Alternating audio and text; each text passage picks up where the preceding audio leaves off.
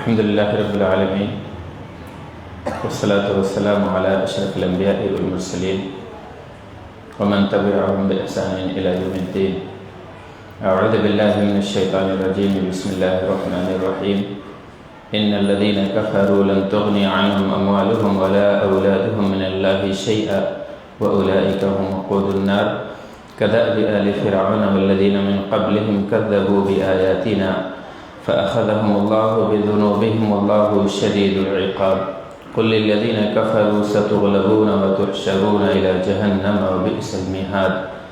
قد كان لكم آية في فئتين التقتا فئة تقاتل في سبيل الله وأخرى كافرة يرونهم مثليهم رأي العين والله يؤيد بنصره من يشاء إن في ذلك لعبرة لأولي الأبصار. حاضرین گرامی قدر عزیز بچوں، میرے ماں اور بہن، سورہ آل عمران آیت نمبر 10. ان الذین کفروا لن تغنی عنہم اموالہم، بلا شبہ وہ لوگ جنہوں نے کفر کیا ہے انہیں ان کا مال فائدہ نہیں دے گا، ان کی اولاد فائدہ نہیں پہنچائے گی، اللہ کی جانب سے کچھ بھی. دنیا میں مال فائدہ دیتا ہے، دنیا میں اولاد کا فائدہ ہوتا ہے، لیکن آخرت میں نہ مال دیکھا جائے گا، نہ منصب دیکھا جائے گا، نہ طاقت اور اولاد کی کثرت دیکھی جائے گی. وہاں بس عبادت دیکھی جائے گی، اللہ کی بندگی کتنی کی ہے، اللہ تبارک تعالیٰ کے دیے ہوئے احکام یا بیان کیے ہوئے احکام پر کتنا عمل کیا ہے. وَأُولَئِكَ هُمْ وَقُودُ النَّارِ، اور یہی کافر لوگ جہنم کا ایندھن بنیں گے. كَدَأْبِ آلِ فِرْعَوْنَ، جیسے کہ آل فرعون میں معاملہ ہوا. دأب کا مطلب ہوتا ہے طریقہ اور سنت. تو آل فرعون بھی طاقتور تھے، مال و اولاد والے تھے، لیکن انہیں بھی ہلاک و برباد کیا گیا. والذین من قبلہم، اور جو ان سے پہلی امتیں تھیں جنہوں نے سرکشی کی، جنہوں نے اللہ تبارک تعالیٰ کے حکم سے روگردانی کی، طاقت ہونے کے باوجود بھی، منصب اور قوت ہونے کے باوجود بھی اللہ نے ان کا نام مٹا دیا. فأخذهم اللہ بذنوبہم، جب انہوں نے اللہ تبارک تعالیٰ کے کلام کو جھٹلایا تب اللہ نے ان کے گناہوں کی وجہ سے انہیں پکڑ لیا. اللہ تبارک تعالیٰ گناہوں پر گرفت کرتا ہے، اس لیے گنہگاروں کو ڈرتے رہنا چاہیے. گناہ کرنے والوں کو اللہ تبارک تعالیٰ سے خوف کھاتے رہنا چاہیے، اس لیے کہ اللہ تبارک تعالیٰ بسا اوقات ڈھیل دیتا ہے، بسا اوقات مہلت دیتا ہے کہ شاید یہ رجوع کر لے، شاید بندہ برائیوں سے تائب ہو جائے. اگر آدمی اس پر مصر رہے گا تو اللہ تبارک تعالیٰ گرفت فرمائے گا. واللہ شدید العقاب، اللہ تبارک تعالیٰ بہت سخت سزا والا ہے، اللہ بہت طاقت والا ہے، اللہ تبارک تعالیٰ بہت دردناک عذاب دے گا. جب عذاب دیتا ہے تو انتہائی شدید عذاب، لہذا اللہ کے عقاب سے، اللہ کے غضب سے ڈرتے رہنا چاہیے. قل للذین کفروا ستغلبون، آپ بتا دیجئے. قل میں خطاب اللہ کے رسول صلی اللہ علیہ وسلم سے ہے، آپ پر وحی اترتی تھی، اللہ تبارک تعالیٰ نے آپ کو مخاطب کیا اور کہا آپ کہہ دیجئے. قل، آپ بتا دیجئے. کنہیں؟ للذین کفروا، ان لوگوں کو جنہوں نے کفر کیا ہے، جو آج بہت اتراتے ہیں، جو آج استہزاء اور مذاق اڑاتے ہیں، جو اللہ کی آیتوں کا انکار کرتے ہیں، انہیں بتا دیجئے. ستغلبون وتحشرون الی جہنم، ستغلبون کی ضرور تم مغلوب کر دیے جاؤ گے. سا یہ قریب کے لیے استعمال ہوتا ہے، یعنی زیادہ مہلت نہیں گزرے گی، تمہیں مغلوب کر دیا جائے گا اور تمہیں پست کر دیا جائے گا، تم پر غلبہ پا لیا جائے گا. ستغلبون، تمہیں مغلوب کر دیا جائے گا. وتحشرون الی جہنم، اور جہنم کی طرف تمہیں اکٹھا کیا جائے گا. وبئس المہاد، اور یہ انتہائی برا ٹھکانہ ہے.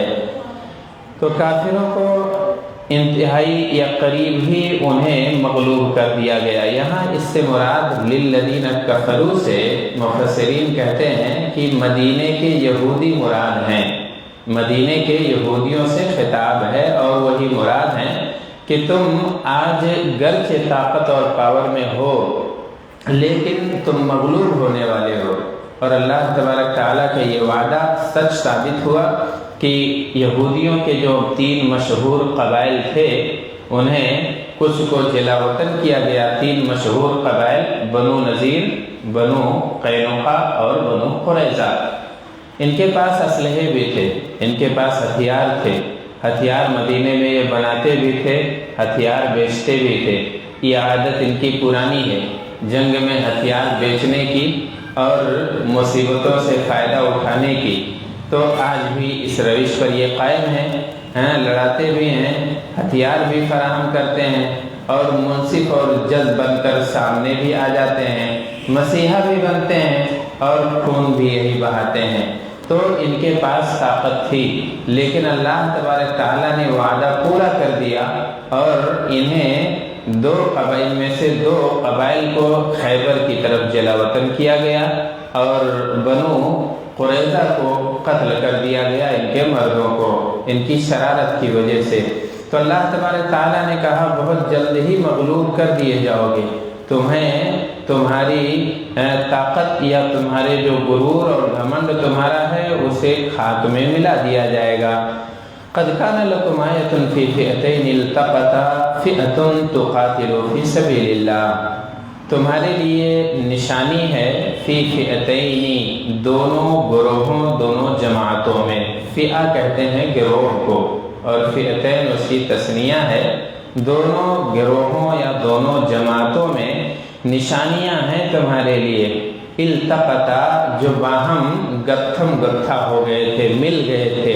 یہ جماعت کب ملی تھی اور یہ 2 گروہ کون کون سے ہیں؟ تو یہ بدر کا مقام تھا جہاں یہ آپس میں ملے تھے، جہاں ٹکراؤ ہوا تھا، لڑائی انتہائی گھمسان کی ہوئی تھی۔ تو ایک گروہ ایمان والا تھا اور ایک گروہ کفر والا تھا۔ اللہ نے فرمایا فئۃ تقاتل فی سبیل اللہ، ایک جماعت اس میں ایسی تھی جو اللہ کے راہ میں لڑائی کر رہی تھی، اللہ کے لیے جیتی تھی، اللہ کے نام پہ ہی مر جاتی تھی۔ تو یہ جماعت مومنوں کی جماعت تھی، اللہ کے رسول صلی اللہ علیہ وسلم ان کے قائد اور امام تھے۔ فئۃ تقاتل فی سبیل اللہ، اللہ کی راہ میں وہ لڑ رہے تھے۔ یہاں اصحاب بدر کا ایک طرح سے تزکیہ بھی ہے اور ان کے دل کی اور ان کے اخلاص کا بخان بھی ہے کہ وہ دنیا کے لیے نہیں لڑ رہے تھے، وہ مال غنیمت کے لیے لڑائی نہیں کر رہے تھے، وہ اللہ کے لیے لڑ رہے تھے، اللہ تبارک تعالیٰ کی راہ میں لڑ رہے تھے۔ اپنی ہتھیلیاں جانوں پر رکھی تھیں، دنیاوی مقاصد کے لیے نہیں، دنیاوی سامان کے لیے نہیں، بلکہ اللہ کی راہ میں اللہ کی رضا کے لیے انہوں نے لڑائی کی تھی۔ وہ اخرى کافرہ، اور دوسرا جو گروہ تھا یہ کافر گروہ تھا، یہ قریش کی جماعت تھی جو اسلام کا نام و نشان مٹانے آئے تھے۔ آپ جانتے ہیں کہ بدر یہ اسلام کی پہلی باقاعدہ لڑائی ہے اور اس کے کچھ امتیازات ہیں۔ غزوہ بدر سن 2 ہجری میں لڑی گئی تھی۔ مقصد یہ تھا کہ سبب غزوے کا سبب یہ تھا کہ یہ لوگ شام کی طرف ایک تجارتی قافلہ جس کے قائد ابو سفیان تھے، وہ اسلام نہیں لائے تھے، ان کی قیادت میں شام کی طرف تجارتی قافلہ نکلا تھا۔ مال کما کے لوٹ رہا تھا۔ آپ سوچیں گے پھر مسلمانوں کو ان کا پیچھا کرنے کی کیا ضرورت تھی، وہ تو کاروباری یا تجارتی جماعت تھی، لیکن پیچھا اس لیے کیا گیا، ان کا مال اس لیے لینے اور اپنے قابو میں کرنے کی کوشش کی گئی تھی کیونکہ وہ حالت جنگ میں تھے اور لڑائی میں یہ ساری چیزیں ہوتی ہیں۔ اور اس قافلے کا مقصد یہ تھا کہ جو فائدہ ملے گا، جو نفع ملے گا، جو سرمایہ حاصل ہوگا، اس سے ہم ہتھیار خریدیں گے اور مسلمانوں کے خلاف ایک عظیم جنگ کی تیاری چل رہی تھی۔ لہذا اللہ کے رسول صلی اللہ علیہ وسلم نے کہا کہ چلو ایک تجارتی قافلہ ہے، اس کا پیچھا کرنا ہے۔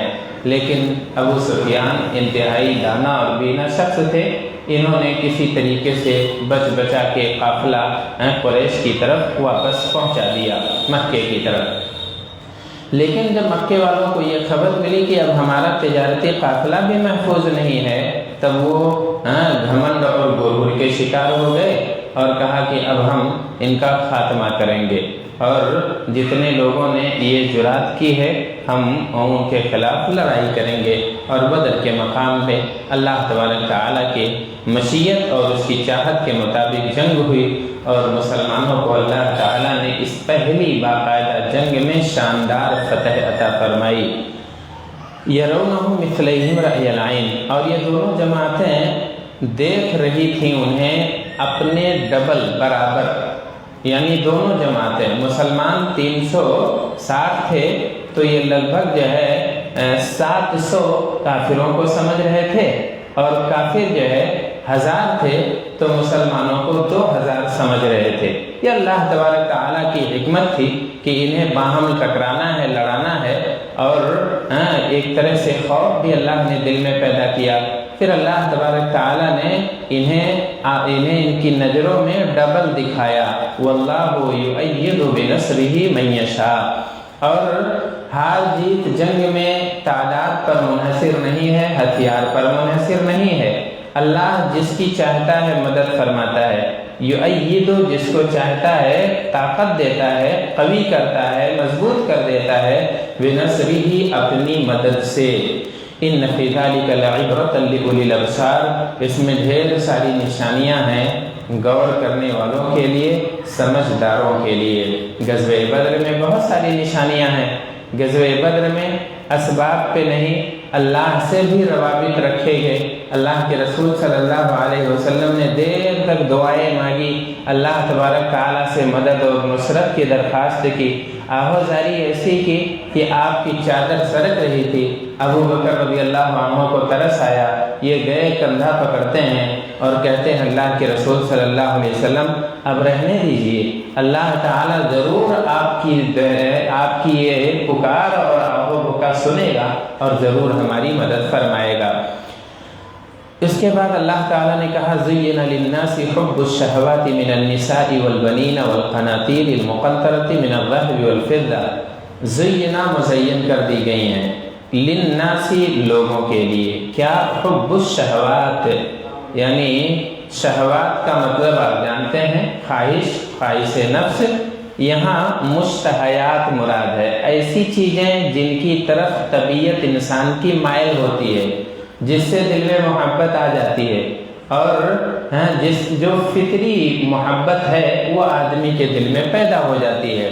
جیسے عورتوں کی خواہش ہے، ایک بالغ شخص کے لیے، ایک صحت مند شخص کے لیے عورت مرغوب، انتہائی مرغوب چیز ہے۔ اللہ کے رسول صلی اللہ علیہ وسلم کی ایک حدیث آتی ہے، آپ نے فرمایا کہ حبب الی النساء، حبب الی من الدنیا النساء والطیب، او کما قال صلی اللہ علیہ وسلم، کہ مجھے محبوب بنا دی گئی ہیں میری نگاہوں یا میری نظروں میں عورتیں اور خوشبو، یہ دونوں میری پسندیدہ چیزیں ہیں۔ تو اللہ تبارک تعالیٰ نے انہیں محبوب بنایا ہے، آدمی کا میلان اس کی طرف ہوتا ہے، والبنین، اور اولاد کی محبت دلوں میں ڈال دی گئی ہے۔ ہر آدمی یا ہر باپ یا ہر ماں اپنی اولاد سے محبت کرتی ہے، اور یہ محبت ممنوع بھی نہیں ہے، لیکن جب شرعی دائرے میں ہو، جب ایسی محبت ہو جو شریعت کے دائرے سے باہر نہ ہو، چاہے وہ عورتوں کی محبت ہو یا بیٹے اور بیٹیوں کی محبت ہو۔ والقناطیر المقنطرہ، قناطیر یہ قنطار کی جمع ہے یعنی خزانہ، اور مقنطرہ یعنی زیادہ کثیر۔ تو اور من الذهب والفضہ، سونے اور چاندی کے ذخیرے اور خزانے بھی آدمی چاہتا ہے کہ میرے پاس سونے اور چاندی کا ذخیرہ ہو، میرے پاس درہم و دینار ہو، میرے پاس بینک بیلنس ہو، تو یہ آدمی کی چاہت ہوتی ہے، اور اس کے لیے بھی وہی شرط ہے جو اس سے پہلے دونوں چیزوں یا تینوں چیزوں کے لیے گزری کہ اگر شرعی دائرے میں ہو تو ان کی محبت معیوب نہیں ہے، نہ تو ان کی محبت دینداری کے خلاف ہے۔ دنیا داری دینداری کے خلاف نہیں ہے۔ دینداری کے خلاف دنیا داری تب ہوگی جب شرعی دائرے سے نکل جائے گی۔ تو اللہ تبارک تعالیٰ کے راستے میں خرچ کے لیے آپ سونے چاندی سے محبت کیجیے، اللہ تبارک تعالیٰ کی راہ میں لڑائی اور جہاد کے لیے آپ اولاد اور بیٹوں کی کثرت کی خواہش کیجیے، ایسے ہی اپنے گھر، اپنے آرام اور اپنے سکون کے لیے عورتوں کی خواہش کیجیے، یہ معیوب نہیں۔ والخیل المسومہ، اور نشان زد گھوڑے بھی محبوب کر دیے گئے ہیں۔ والانعام والحرث، اور دیگر چوپائے، اونٹ ہے، گائے ہیں اور بکریاں ہیں، یہ بھی محبوب ہیں۔ والحرث، اور کھیتی باڑیاں۔ ذالک متاع الحیات الدنیا، یہ ساری چیزیں دنیا کا سامان ہیں۔ متاع الحیات الدنیا، دنیا کی زندگی کا سامان ہے، یہ ساتھ نہیں جائیں گی آخرت کی زندگی میں۔ ساری چیزیں آدمی یہیں چھوڑ کے چلا جائے گا، ایک مخصوص مدت تک اس سے فائدہ اٹھائے گا، پھر ان حویلیوں کا کوئی اور مالک بن جائے گا، ان باغات اور ان چوپایوں اور ان اسباب اور ان زیورات اور ان بینک بیلنس کا وارث کوئی اور ہو جائے گا، یہ بڑھ جائیں گے۔ تو یہ دنیا میں رہنے والی چیزیں ہیں، آخرت کا سامان نہیں ہے۔ واللہ عندہ حسن المآب، اور اللہ تبارک تعالیٰ کے پاس بہترین انجام یا معاب، بہترین واپسی ہے اگر آدمی ان چیزوں کو صحیح انداز میں برتتا ہے، مال اور اسباب اللہ کے راہ میں خرچ کرتا ہے، تو یہ اللہ تبارک تعالیٰ کے یہاں اسے فائدہ پہنچائیں گے۔ قل اؤنبئکم بخیر من ذالکم، آپ انہیں بتائیے اور کہہ دیجئے کہ کیا میں تمہیں بتاؤں بخیر من ذالکم، ان سے، ان ساری چیزوں سے بھی بہتر چیز، خیر یعنی اخیر یعنی زیادہ بہتر۔ تو یہ چیزیں تو بہتر ہیں، یہ چیزیں دنیا کے لیے ٹھیک ہیں، اور مال و اولاد اور دیگر اسباب، گھوڑے، کھیتیاں، باغات، انعام، چوپائے، یہ ساری چیزیں یہ دنیا کی زینت ہیں، دنیا کا سامان ہیں، لیکن میں تمہیں بتاؤں ان سے بھی بہترین چیز اور ان سے بھی بہترین بھلی بات للذین اتقوا عند ربہم، وہ لوگ جو اللہ سے ڈرتے ہیں ان کے لیے ان کے رب کے پاس جنتیں ہوں گی، باغات ہوں گی، باغات ہوں گے تجری من تحتها الانہار، جن کے نیچے سے نہریں بہہ رہی ہوں گی۔ آپ تصور کیجئے ایسے باغ کا جو ہرا بھرا ہو، جس کے پیڑ پودے یا پھل آپ کے دسترس میں ہوں، جو انتہائی گھنا ہو، جن پر پرندے چہچہا رہے ہوں، اور اس کے بیچ سے صاف اور شفاف پانی کی نہر بھی بہہ رہی ہو۔ حویلیاں دنیا کی جب بنتی ہیں تو اس کا حسن مکمل ہوتا ہے اس وقت جب اس کے ارد گرد سے نہریں نکال دی جائیں یا فوارے بنا دیے جائیں۔ تو یہ اللہ تبارک تعالیٰ نے جو جنت متقیوں کے لیے رکھی ہے، اس جنت میں نہریں بھی بہہ رہی ہوں گی، خالدین فیہا، اس میں ہمیشہ یہ لوگ رہیں گے، کبھی نکالے نہیں جائیں گے، اور وہاں آپ کے اعمال کا حساب نہیں ہوگا، وہاں آپ کے دائیں بائیں کرامن کاتبین آپ کے اعمال لکھنے کے لیے نہیں ہوں گے، اس لیے کہ وہ تو دائمی ٹھکانہ ہوگا، اور وہاں جو دنیا میں آپ نے کیا ہے اس کا آپ کو فائدہ ملے گا۔ وازواج مطہرہ، اور کیا ہوں گی وہاں؟ ازواج مطہرہ، اور پاک صاف بیویاں ہوں گی، حوریں ہوں گی، وہ جو پاک صاف ہوں گی۔ دنیا کی کتنی بھی صفائی پسند خاتون ہو تو ظاہر ہے اس کو تھوک آتا ہے، اس کو بلغم آتا ہے، اس کو مہینے کے جو مسائل ہیں وہ آتے ہیں، ولادت کے بعد جو خون ہے وہ سب، تو ان ساری گندگیوں سے، ان ساری نجاستوں سے وہاں کی خواتین، وہاں کی عورتیں پاک ہوں گی۔ اللہ تعالیٰ نے آگے فرمایا وَرِضْوَانٌ مِّنَ اللَّهِ، اور اللہ تعالیٰ کی رضامندی بھی ملے گی۔ اللہ کی رضامندی، محبوب کی رضامندی، یہ محبت کرنے والا ہی جانتا ہے کہ اگر جس کی بندگی کی ہے زندگی بھر، جس کی پرستش کی ہے، وہ خوش ہو جائے اور وہ اپنا لے، اپنی نوازشیں اور اپنی برکتیں اور رحمتیں نازل فرمانے لگے، تو اس سے بڑی نعمت اور کچھ نہیں ہے۔ اللہ کی رضامندی بھی وہاں ملے گی۔ واللہ بصیر بالعباد، اور اللہ تبارک تعالیٰ دیکھنے والا ہے بندوں کو، بندوں کے کاموں کو دیکھنے والا ہے۔ الذین یقولون ربنا اننا آمنا فاغفر لنا ذنوبنا وقنا عذاب النار۔ اب یہاں مومنوں کی کچھ صفت بیان کی جا رہی ہے۔ مومنوں کی صفت یہ ہے کہ یہ لوگ کہتے ہیں اے ہمارے پروردگار، اننا آمنا، بلا شبہ ہم ایمان لے آئے ہیں، فاغفر لنا ذنوبنا، لہذا ہمارے گناہ معاف فرما دے۔ یہاں دیکھیے نیک کام کا وسیلہ پکڑا گیا ہے۔ نیک کام کا وسیلہ جس کی دلیل ہے، تین طرح کے وسیلے ہیں، یہ شرعاً ثابت ہیں، اور یہ تینوں وسیلے ان کی دلیلیں موجود ہیں۔ ایک تو وسیلے کی پہلی قسم ہے اللہ کے اچھے اچھے ناموں کا وسیلہ، وَلِلَّهِ الْأَسْمَاءُ الْحُسْنَىٰ فَادْعُوهُ بِهَا، اللہ کے پیارے پیارے نام ہیں، انہی ناموں کے واسطے سے اللہ تبارک تعالیٰ کو پکارو۔ اللہ کا ایک نام رحمان ہے، نہایت پیارا نام ہے۔ ہم کہیں اللہ تو رحمان ہے، یعنی رحم کرنے والا ہے، لہذا ہمارے اوپر رحم کر۔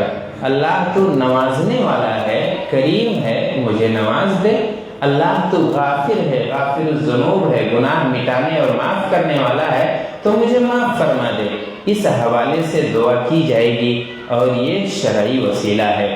دوسرا وسیلہ جس کی دلیل یہاں آئی ہے، اس لیے میں وہاں چلا گیا، اللہ تعالیٰ کے لیے جو کام کیے گئے ہیں، عبادتوں کا وسیلہ، نیک کاموں کا وسیلہ، اطاعتوں کا وسیلہ، ماں باپ کی رضامندی کا وسیلہ، یہ جتنے نیک کام ہیں دنیا میں، سب کا وسیلہ لیا جا سکتا ہے۔ ہم نماز پڑھنے آتے ہیں، اس سے گویا کہ نماز کو اپنی بخشش کا ذریعہ اور وسیلہ بنا رہے ہیں۔ روزے رکھتے ہیں، صدقہ و خیرات کرتے ہیں، نیکیاں کرتے ہیں، اس لیے تاکہ ان نیکیوں کے واسطے سے اللہ تبارک تعالی ہمیں معاف فرما دے۔ تو اللہ پر ایمان لانا یہ بھی بہت بڑی نیکی ہے، ایک بڑا کام ہے۔ تو اس لیے یہ اللہ کے بندے کیا کہتے ہیں، اللہ ہم تیرے اوپر ایمان لائے ہیں اور تیری محبت کو دل میں بسا لیے ہیں، لہذا فاغفر لنا ذنوبنا، لہذا اس کے فعل ہمیں تو معاف فرما دے، ہمارے گناہوں کو مٹا دے، وقنا عذاب النار، اور ہمیں عذاب نار سے بچا لے۔ الصابرین، اچھا ایک قسم اور رہ گئی، ایک قسم مومن آدمی کے دعاؤں کا وسیلہ۔ یہ تین طرح کے وسیلے ہیں۔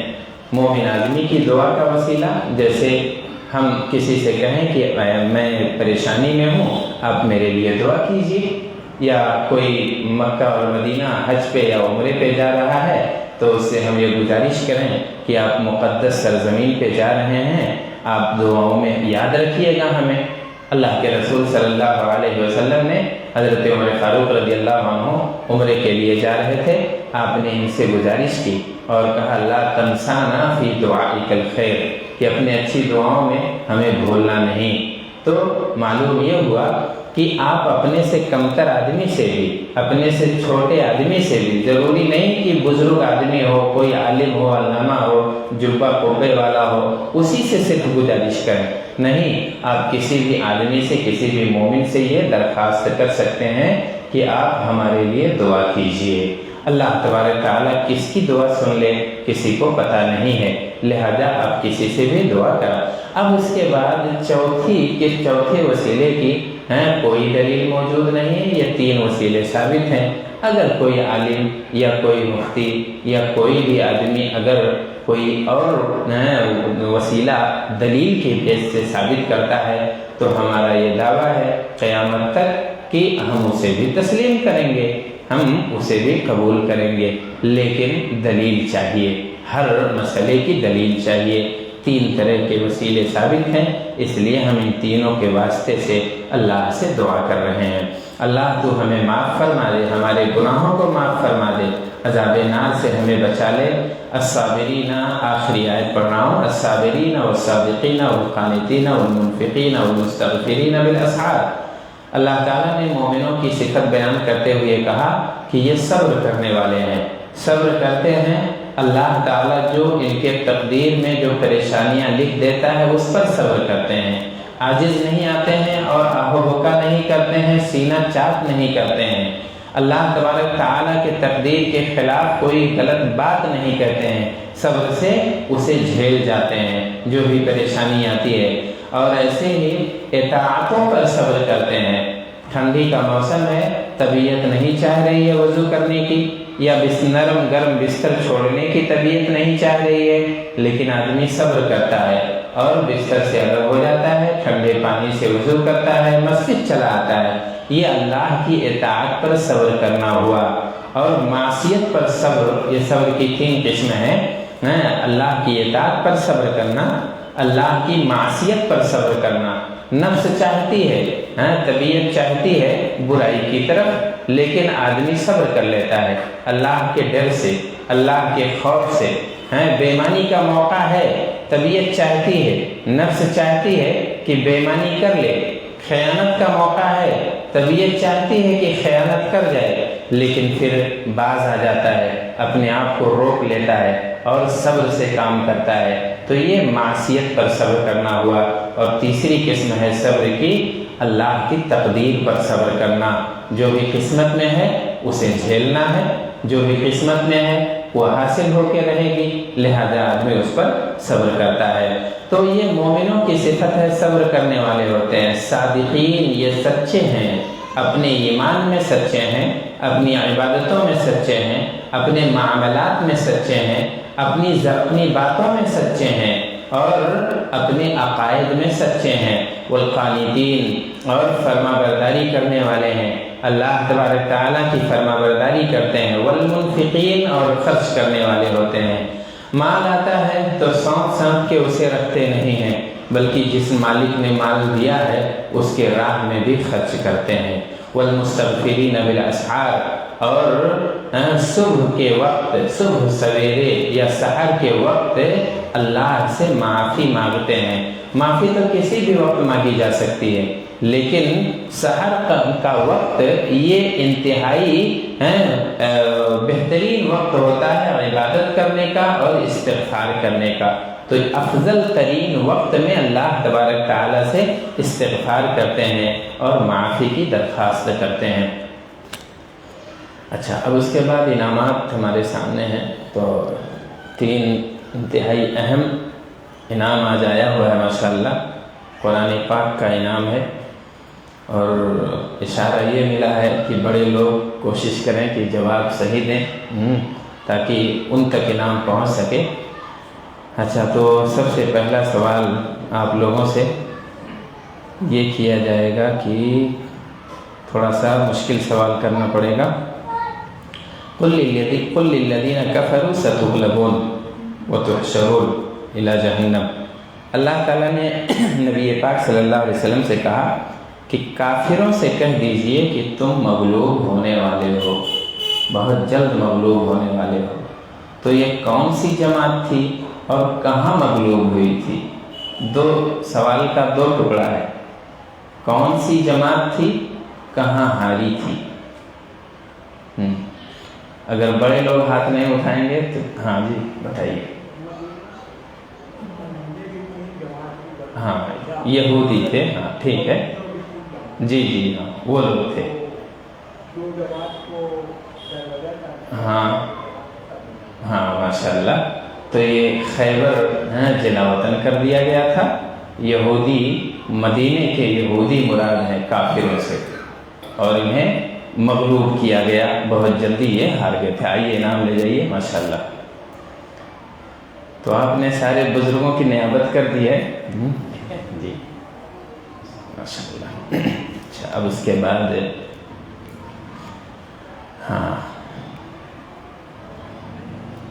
یہ بتائیے، اللہ تعالیٰ نے کہا کہ دونوں جماعتوں میں تمہارے لیے نشانی ہے، فئتین، تو التقطا جو باہم ملی تھی، ٹکرائی تھی، تو یہ دو جماعتیں کون کون سی ہیں، کہاں ٹکرائی تھیں، کس سن میں ٹکرائی تھیں؟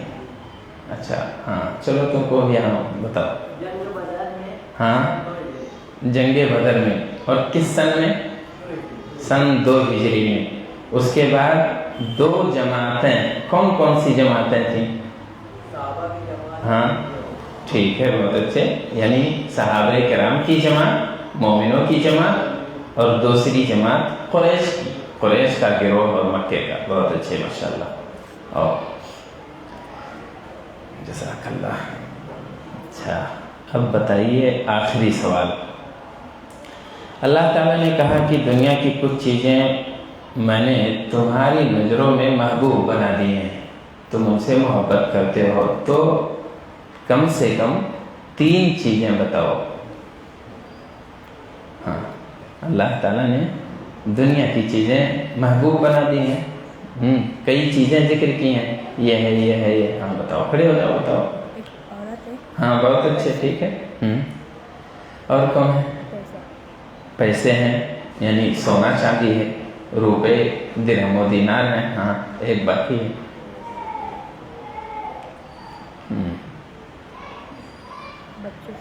ہاں بہت اچھے، آل و اولاد، بچوں کی محبت اللہ تعالیٰ نے یہ دلوں میں ڈالی ہے، لہذا اگر ان سے کوئی محبت رکھتا ہے تو برا نہیں ہے، بلکہ بہت ساری جگہوں پر ان سے محبت مطلوب ہے۔ ہاں ماشاءاللہ، جزاک اللہ۔ اور کوئی سوال ہو تو کریں ورنہ پھر ختم کیا جائے۔ سبحانک اللہم و بحمدک، اشہد ان لا الہ الا انت، استغفرک و اتوب الیک۔